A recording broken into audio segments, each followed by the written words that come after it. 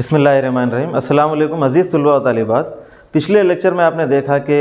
6वें chapter में कि कबूल इस्लाम के बाद अल्लाह के रसूल सल्लल्लाहु अलैहि वसल्लम के हाथ पर जिन लोगों ने इस्लाम कबूल किया था, यानी सहाबा पर जिस तरह से जुल्म ढाया जा रहा था, उनका जीना दुश्वार किया जा रहा था, तो इसका वाहिद हल ये था कि वो वहाँ से इस्लाम के डेवलपमेंट के लिए, इस्लाम को फैलाने के लिए, दीन के गलबे के लिए उस ज़मीन को छोड़कर दूसरे मुकाम पर हिजरत करे। चुनांचे हिजरत की सारी तैयारियाँ मुकम्मल हुई और आप देखते हैं कि हिजरत के वाक़यात का आगाज़ हुआ। इससे पहले कि हम हिजरत के वाक़े पर जाएं, ये समझ लेना ज़रूरी है कि हिजरत किसे कहते हैं। अज़ीज़ दोस्तों, जब हम दीन पर अमल करते हैं तो उस दीन पर अमल करने में, उस दीन की इशाअत में और उसको फैलाने में, उसकी दावत देने में जब दुश्वारी पैदा होती है, उस वक्त अल्लाह के दीन के खातिर अपने माल को, अपनी जायदाद को, अपने प्रॉपर्टीज़ को, तमाम तर चीज़ों को, अपने अजीज़ व क़ारिब को दीन इस्लाम के लिए छोड़ कर जाने को हम हिजरत कहेंगे। यानी इस महज़ अपने कारोबार या अपने प्रॉपर्टीज़ के लिए किसी ज़मीन को दूसरी ज़मीन पर मुंतकिल हो जाना, किसी ज़मीन पर, यह हिजरत नहीं कहलाता है। उसके साथ साथ आप देखते हैं कि जो लोग हिजरत नहीं कर सकते, यानी वो इस काबिल नहीं है कि वो उस मुकाम से निकल कर दूसरे मुकाम पर भी नहीं जा सक रहे हैं, वो लोग अगर निज़ाम में कुफ्र में अपनी ज़िंदगी गुजारना चाहते हैं, उसी मुकाम पर रहना चाह रहे हैं, तो उनकी क्या शर्तें होंगी? दीन इस्लाम उनके सामने वो क्या कंडीशंस रखता है जिसके बिना पर वो उस मुकाम पर रह सकते हैं। जब हम मुताला करते हैं तो हमें मालूम होता है कि अगर कोई निज़ाम कुफ्र में बहैसियत मुसलमान ज़िंदगी गुजारना चाह रहा है तो उसके लिए अव्वलीन शर्त यह है कि वो उस मुकाम पर रहते हुए दीन को फैलाए, दीन की दावत दूसरे लोगों को दे। अज़ीज़ दोस्तों, जब मक्का में सहाबा कराम के ऊपर मज़ालिम में इजाफ़ा हुआ, तब आप सल्लल्लाहु अलैहि वसल्लम ने कई मुसलमानों को ये हुक्म दिया कि आप यहाँ से हिजरत करें। चुनांचे कई आम मुसलमान जो थे, आप सल्लल्लाहु अलैहि वसल्लम और चंद जलीलुल क़द्र सहाबा को छोड़कर कई मुसलमान मदीने को हिजरत के लिए रवाना हो गए। ये तमाम चीज़ें जब कुफ़ारान क़ुरैश देख रहे थे कि मुसलमान, हम इन लोगों को जिस दावत से रोकना चाह रहे थे, जिस दीन पर अमल करने से रोकना चाह रहे थे, ये तो हमारे हाथ से निकलते जा रहे हैं।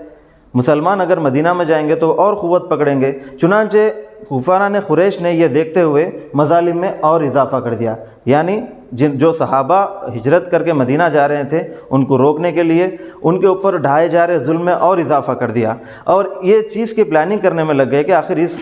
दावत को, इस दीन के फैलने को किस तरह रोका जाए। चुनांचे हुआ ये कि तमाम तर क़बाइल के ज़िम्मेदारान को अबू जहल ने बुलाया, एक मीटिंग मुनक़्क़िद हुई, और उसमें लोग ये मशवरा करने लगे कि इस दीन की दावत को किस तरह रोका जाए, हज़रत सल्लल्लाहु अलैहि वसल्लम की दावत को किस तरह रोका जाए। चुनांचे तमाम क़बाइल के सरदारान वहाँ पर आए और तमाम ने अपने अपने तजावीज़ पेश किए। किसी ने कहा कि उन्हें क़ैद-ओ-बंद में डाल देते हैं, किसी ने कहा कि उन्हें जिला वतन कर देते हैं। इन तमाम मशवरों के बाद अबू जहल ने एक बहुत ही शातिराना मशवरा सबके सामने दिया कि अबू जहल कहता है कि हम तमाम सरदारान, यानी हर कबीले के सरदारान मिलकर अगर मोहम्मद सल्लल्लाहु अलैहि वसल्लम का क़त्ल करेंगे तो मोहम्मद सल्लल्लाहु अलैहि वसल्लम के ख़ानदान के ऊपर ये आसान नहीं होगा कि वो उनसे बदला लें। वो इसलिए क्योंकि आपने इस किताब के पहले चैप्टर में देखा कि मक्का वालों की हालत ये थी कि अगर किसी से जंग छिड़ जाती, किसी से कोई दुश्मनी हो जाती, तो उसका बदला लेने में बहुत ज़्यादा बढ़ चढ़कर हिस्सा लेते। सालों साल उन क़बाइल से जंग चलती। इसी वजह से अबू जहल ने यह कहा कि तमाम तर क़बाइल का एक एक आदमी मिलकर, एक एक नौजवान मिलकर अगर नबी सल्लल्लाहु अलैहि वसल्लम पर हमला करेगा तो ये बनो हाशिम के लिए मुमकिन नहीं होगा कि इन तमाम ख़ानदानों से, क़बाइल से वो जंग कर सके। चुनांचे इनके क़त्ल का मशवरा तय पाता है और मशवरे के हिसाब से आप सल्लल्लाहु अलैहि वसल्लम के घर को एक रात तय कर घेर लिया जाता है। तमाम के तमाम जो नौजवान ये लोग के फ़ौजी होते हैं वो आप सल्लल्लाहु अलैहि वसल्लम के मकान को घेर लेते हैं उनके क़त्ल के मशवरे के तहत। चुनांचे ये जो तैयारियां चल रही थी, लेकिन अल्लाह ताला की मर्ज़ी कुछ और थी। अल्लाह ताला आप सल्लल्लाहु अलैहि वसल्लम को ये तमाम तर बातें वही के ज़रिए से आप सल्लल्लाहु अलैहि वसल्लम को भी इल्म हो रहा था कि ये कुफ़ारान क़ुरैश की क्या प्लान चल रही है। जब ये कुफ़ारान क़ुरैश नबी सल्लल्लाहु अलैहि वसल्लम के घर को घेर लेते हैं तो आप सल्लल्लाहु अलैहि वसल्लम उनके सामने से सूरह यासीन की आयतें पढ़ते हुए, मट्टी फेंकते हुए उनके सामने से गुज़र जाते हैं, लेकिन उन्हें इस बात का इल्म नहीं होता कि यहाँ से नबी करीम सल्लल्लाहु अलैहि वसल्लम गुज़रे। जब नबी सल्लल्लाहु अलैहि वसल्लम हिजरत के लिए रवाना होते हैं, उससे क़ब्ल आप हज़रत अली रज़ियल्लाहु अन्हु से मुलाकात करते हैं और उनको बताते हैं कि ये फ़लाँ अफ़राद की अमानतें हैं जो ये लोग मेरे सुपुर्द कर गए थे, आपको इन अमानतों को उनके पास लौटाना है, उसके बाद आपको हिजरत के लिए रवाना होना है। इस पैगाम के साथ हज़रत मोहम्मद सल्लल्लाहु अलैहि वसल्लम हज़रत अली रज़ियल्लाहु तआला अन्हु को उनके मकाम पर क़याम कराते हैं और आप वहाँ से हज़रत अबू बकर रज़ियल्लाहु तआला अन्हु के हमरा مدینے کے لیے نکل جاتے ہیں اور راستے میں غار سور میں آپ پناہ لیتے ہیں۔ غار سور میں 3 سے 4 دن قیام کرنے کے بعد آپ صلی اللہ علیہ وسلم کو یہ محسوس ہوتا ہے کہ اب یہاں سے مدینے کی جانب ہجرت کرنی چاہیے۔ تب آپ صلی اللہ علیہ وسلم حضرت ابوبکر رضی اللہ تعالیٰ عنہ کے ہمراہ مدینے کی جانب روانہ ہوتے ہیں۔ جس طرح آپ صلی اللہ علیہ وسلم مدینے کی جانب سفر طے کرتے ہیں، اسی کے ساتھ ساتھ اگر ہم مکہ کے ماحول پر غور کریں تو ہمیں معلوم ہوتا ہے کہ وہاں پر کفاران قریش بستیوں میں اعلان کرتے ہیں کہ جو کوئی بھی محمد کو زندہ یا نعوذ باللہ مردہ پکڑ کر لائے گا، ہم انہیں بہت سے انعامات دیں گے۔ عرب میں سرخ اونٹوں کو بہت زیادہ اہمیت دی جاتی تھی، جس طرح آج ہمارے پاس مرسیڈیز وغیرہ جو لگژری کاریں ہیں، اس وقت جو ہے سرخ اونٹ کی بہت زیادہ اہمیت ہوتی تھی۔ تو اس وقت اعلان یہ طے پاتا ہے کہ جو کوئی بھی محمد صلی اللہ علیہ وسلم کو پکڑ کر لائے گا اسے ہم 100 سرخ اونٹ دیں گے، جس کی لالچ میں ایک شخص کا نام آتا ہے سراقہ بن جوشم نامی شخص جو ہے اس 100 سرخ اونٹوں کی لالچ میں آپ صلی اللہ علیہ وسلم کا پیچھا کرتا ہے۔ لیکن ہوتا یہ ہے کہ وہ جب بھی آپ صلی اللہ علیہ وسلم کو پکڑنے جاتا ہے دیکھ کر اس کے گھوڑے کے پیر ڈھس جاتے ہیں۔ جب پھر آگے بڑھتا ہے تو وہ گھوڑا بار بار گر جاتا ہے، تب وہ سمجھ جاتا ہے کہ آپ صلی اللہ علیہ وسلم کو پکڑنا میرے لیے مشکل ہے۔ آپ صلی اللہ علیہ وسلم اس سے پہلے کہ مدینہ پہنچے، اس سے قبل خبا نام کا ایک مقام آتا ہے جہاں پر آپ صلی اللہ علیہ وسلم کچھ دن کے لیے وہاں پر قیام کرتے ہیں۔ جب آپ وہاں پر قیام کرتے ہیں تو عمرو بن عوف کا جو خاندان تھا، اس نام کے خاندان کو یہ شرف حاصل ہوتا ہے کہ وہ آپ صلی اللہ علیہ وسلم کی خدمت کر سکیں، ان کی مہمان نوازی کر سکیں۔ مدینہ میں تشریف آوری ہوتی ہے، پھر آپ خبا سے نکل کر مدینہ کو تشریف لے جاتے ہیں، وہاں پر آپ کا استقبال کیا جاتا ہے۔ پوری بھیڑ جتنے بھی مسلمان تھے جو ایمان لائے تھے اور ایمان کے جوش میں بہت زیادہ آپ صلی اللہ علیہ وسلم کا انتظار کر رہے تھے، وہ تمام کے تمام آپ صلی اللہ علیہ وسلم کا استقبال کرتے ہیں۔ حیات طیبہ جو کتاب ہے اس میں لکھا ہوا ہے کہ لڑکیاں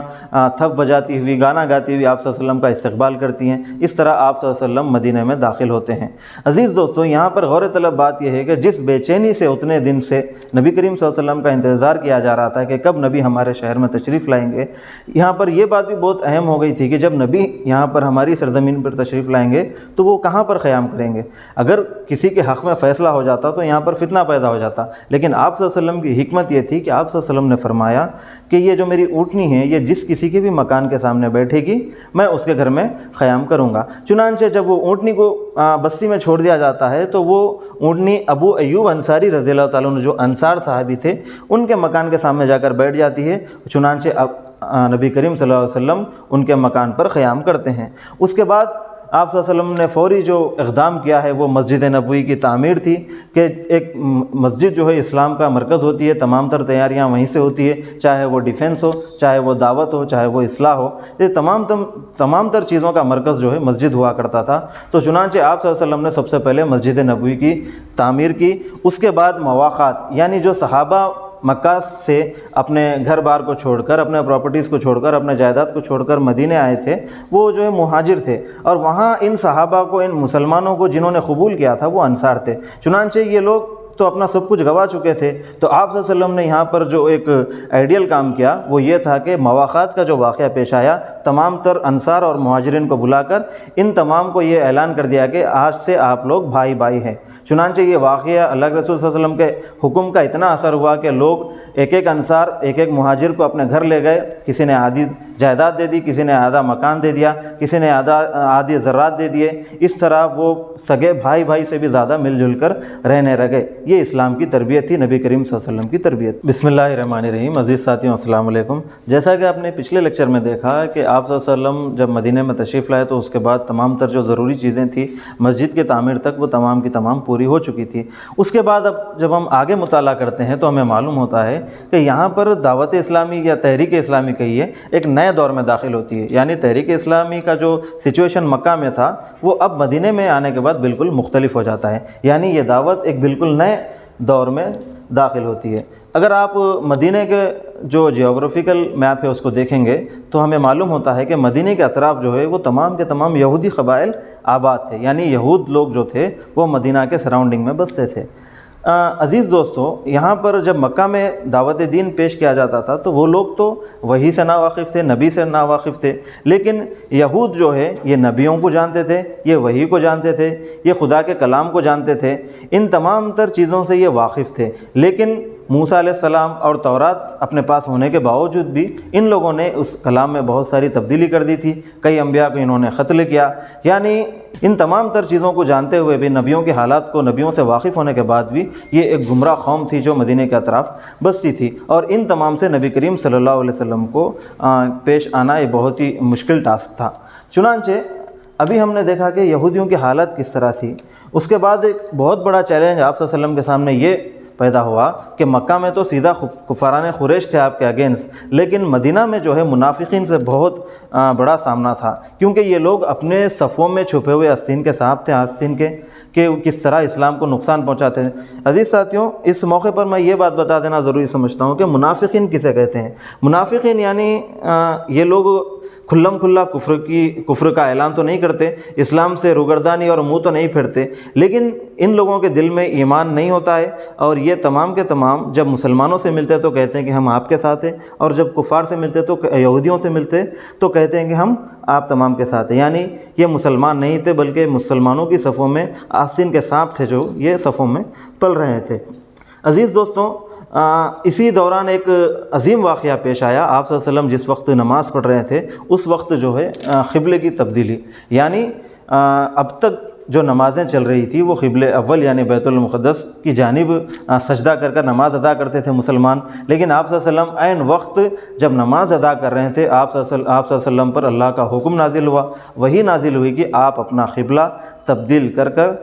مکہ کی جانب یعنی مسجد حرام کی جانب، کعبہ شریف کی جانب اپنا قبلہ کر دیجئے۔ یہ اعلان یہود کی معزولی کا اعلان تھا، نہ کہ صرف قبلے کا۔